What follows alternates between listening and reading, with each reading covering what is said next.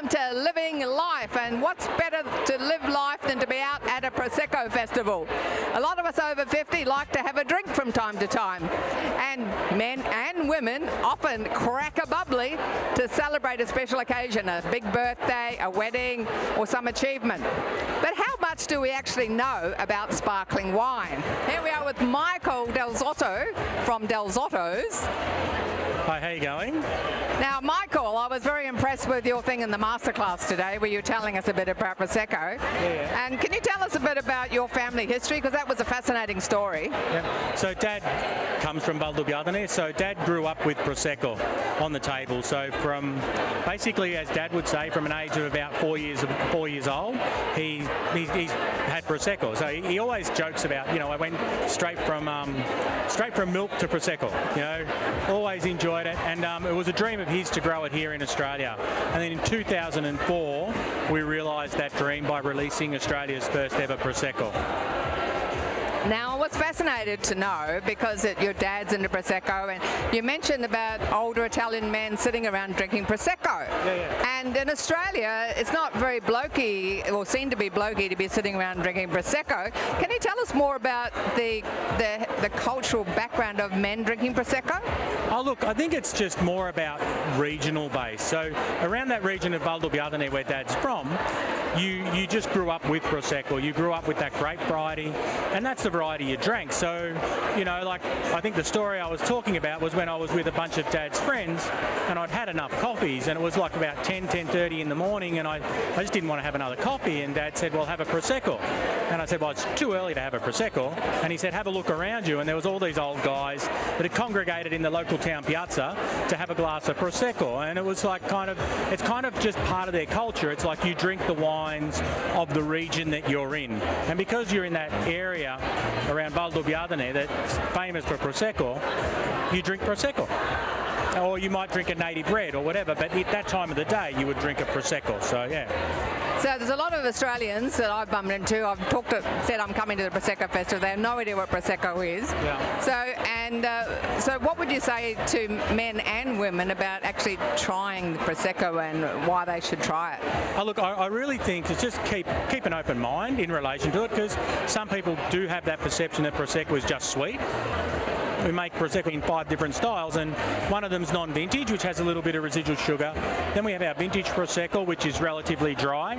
And then we have the 2 that we had in the masterclass today. They're called Fondo Prosecco, which is a Prosecco with its lees. It's bottle fermented.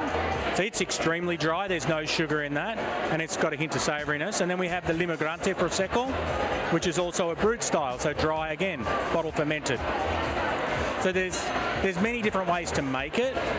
It's, finding that. Now, if you're sticking to you stick to some, look for something that's reasonably dry. It might have a little bit of sugar, but, if it's made properly, it'll have all these lovely characters of citrus and lovely delicate floral notes and a lovely clean, crisp acidity that sort of really is quite refreshing and suits our climate perfectly. So what you're saying is that Prosecco is a lot more refined and sophisticated than a lot of people perceive it to be. Yeah, I think so. It just comes down to how that winery would make that wine, like any wine. So, you can make good wine and you can make bad wine, and with Proseccos it's the same. So you got to just try and find those ones that you think that you can trust, and ours is one of those. And we've got Madeline here from Vinea Marson. I don't know if I said that correctly. 90% right. Vinea Marson. Vinea Marson, and you are from the Marson family? I am. So I work in our Heathcote winery and vineyard with my mother and my father. So my father, Mario, has been a winemaker for 45 years in the Yarra Valley, but moved up to Heathcote and started working in the Alpine Valleys as well because of his love of Italian varietals. So what Proseccos are you showcasing today? So I've got 2. Our traditional method, so that's where the secondary ferment occurs in bottle.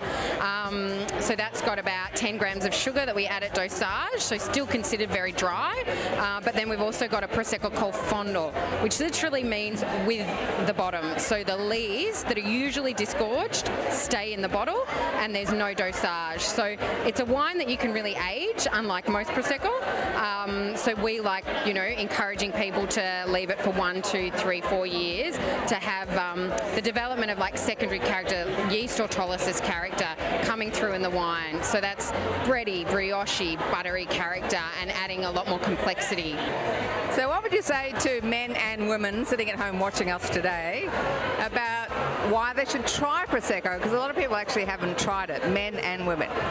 I think people need to think, you know, if it's not a style that you often drink, give it a try, because it's not just sweet lolly water anymore. I'd argue in Australia we don't really do that anyway, but it's becoming a really dynamic, interesting space. There's not just, you know, Charmat, tank method, traditional method sparklings, but people are playing around with time on lees and leaving the lees in the bottle, like the Col Fondo.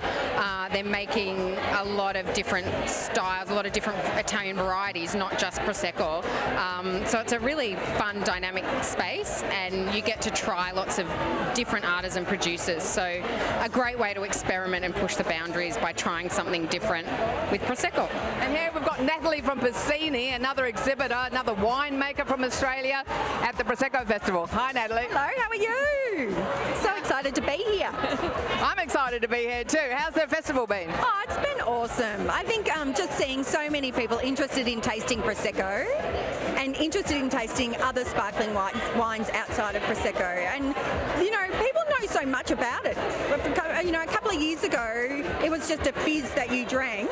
And now people are analysing it and enjoying, you know, there's more expensive Proseccos, there's less expensive Proseccos and everything in between. I think you're right, your previous comment about a lot of people perceive Prosecco just to be a fizzy drink, and now it's evolved in something a lot more complex. Yeah, absolutely. And, you know, there's nothing, I don't want to take away from it just being a plain Prosecco, because the Italians do fabulous things with a plain Prosecco. Aperol Spritz, add some limoncello. But for those that want a more champagne or Australian sparkling experience, there are some beautiful examples out of Australia now. You don't have to buy Italian Prosecco to have fantastic Prosecco. Between Pizzini, Brown Brothers, Del Zotto, Crismont, San Miranda, I mean, I suppose I'm a little bit biased, but if you're going to drink Australian Prosecco, look for the King Valley producers. They've been making it for a very long time and they understand the grape variety. They've planted it in some fabulous sites and there's a real passion for the variety. It's not just a grape they grow to make into wine, it is a lifestyle. And I think, you know, look for King Valley Prosecco. And here we have Alfredo from Esther Camillo. Hi, Alfredo. Hello, how are you? Now, I heard that you had one of the first ever Prosecco Rosés. Can you tell us about that? Yes, about 7 years ago, a visit to Australia from one of the winemakers, which is Giovanni Camillo. We went to the races and we got inspired by a lady wearing pink, and she was drinking a glass of bubble, and we thought, oh, we should do a rosé. Look at, you know, the audience is here. And the year after, on Vintage, we came and we had Rosé Cuvée, because there wasn't a Prosecco Rosé as such yet. So we came with the first one, and the Prosecco Festival was launched that year, and we were the first one to have it. Now, there is a lot of people who don't know what Prosecco is. Now, coming from Italy and flying in and out of Italy, can you tell the average Aussie sitting at home, male or female, about this whole culture and excitement around Prosecco? Okay, yeah, Prosecco obviously was born as a still wine forever, and around the 60s and 70s, the Martinotti method, which is the way of making Prosecco in a tank, started. Around the world, people were looking for something else, and sparkling wine just took on.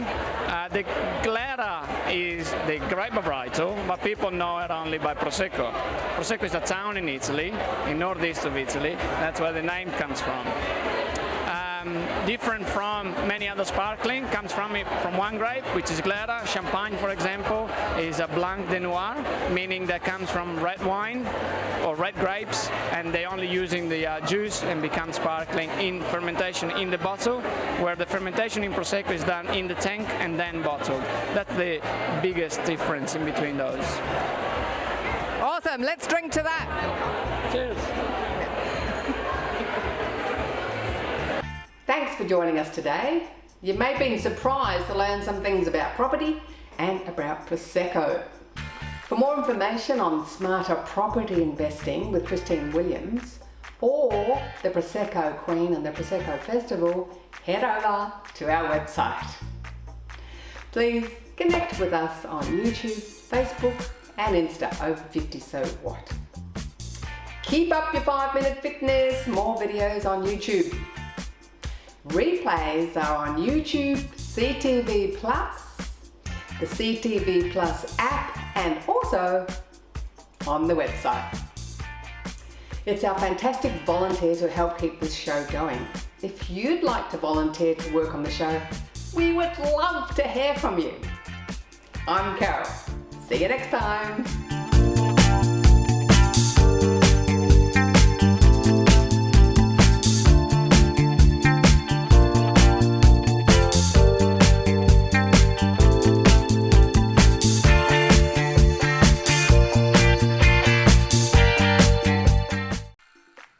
Thanks for watching our TV show. Be sure to hit subscribe and then you'll never miss an episode. Jump on Facebook, join our group, get in on the fun, fitness, wellness and inspiration. I'm Carol, over 50. So what?